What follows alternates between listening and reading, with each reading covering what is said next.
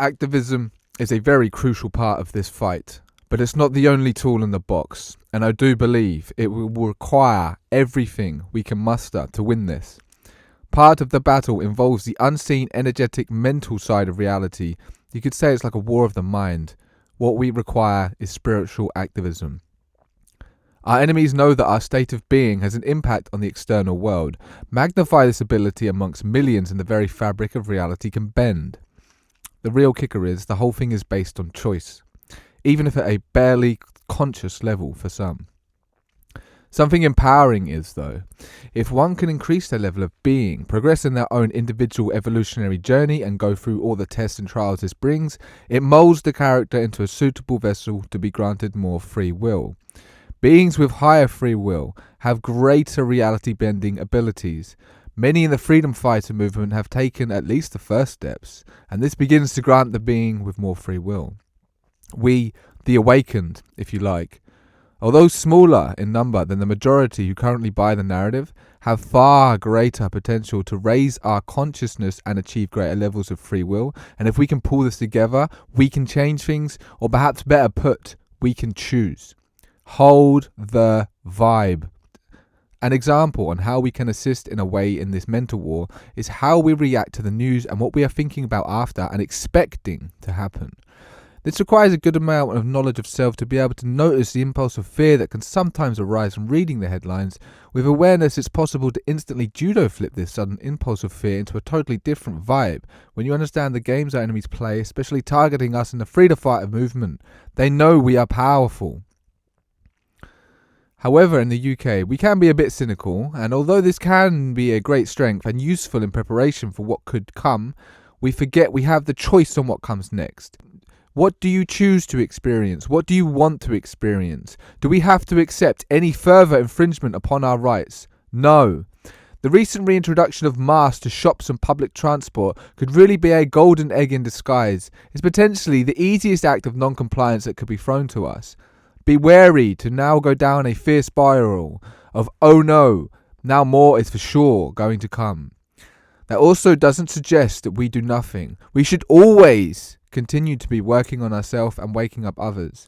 We can't now accept that things are moving in the opposite direction as to where they should be going, which is the removal of all of these COVID measures that are not necessary anymore if they ever truly were.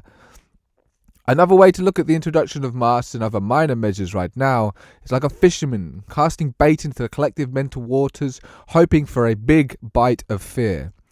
Maintain a positive, grounded baseline and carry that around with you. Then take any physical actions that can assist in any way of getting the message out there on crucial issues that have a negative effect on humanity's awakening. The vaccines, for example, vaccine passports, or the attempted national rollout of artificial fluoride in the UK. But let's look at the metaphysical ways of winning this. If you have any experience with meditation or reality creation, dedicate some time to do a reality creation session. You could visualize people enjoying life restriction-free, or news headlines which in some way represent that things are improving and moving towards more freedom. Feel and think the reactions and thoughts you would have upon reading the article of your choice that is relaying the empowering positive information. I once did this specifically when mask mandates first came in the UK with supermarkets. I could have just accepted that this was going to happen and given up. I didn't. Instead, I went the full opposite direction. I continually, but not obsessively, visualized myself walking into the supermarket with no mask and felt what it would be like to have the experience.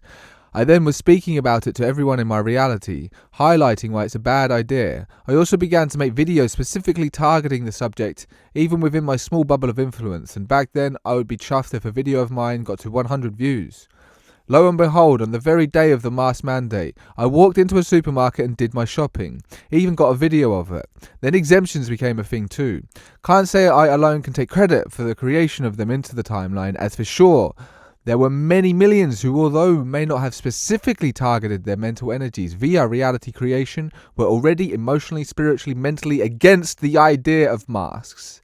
To this day, I happily say I have never worn a mask, nor shall I ever, and I speak for many others here in the UK. This is just an example of what I believe is another tool in our toolbox that we can use to change things. Spiritual activism is a multi-pronged, transcended way of winning this battle that requires evolved beings. We can all evolve every day, and the journey is vastly different for each. Reality creation in this active way is only a part of it, and that's using the conscious mind. The other passive way is to have a really high vibe as much as you can, which includes being happy, healthy, fulfilled in life, and so on. There is extensive material available for bettering oneself, so I need not go into it. The perspective is that by doing this, you are also assisting our fight on the collective metaphysical level, which has an impact on the physical level. Or put another way, our self-work can be something that assists our activist cause. Hold the vibe.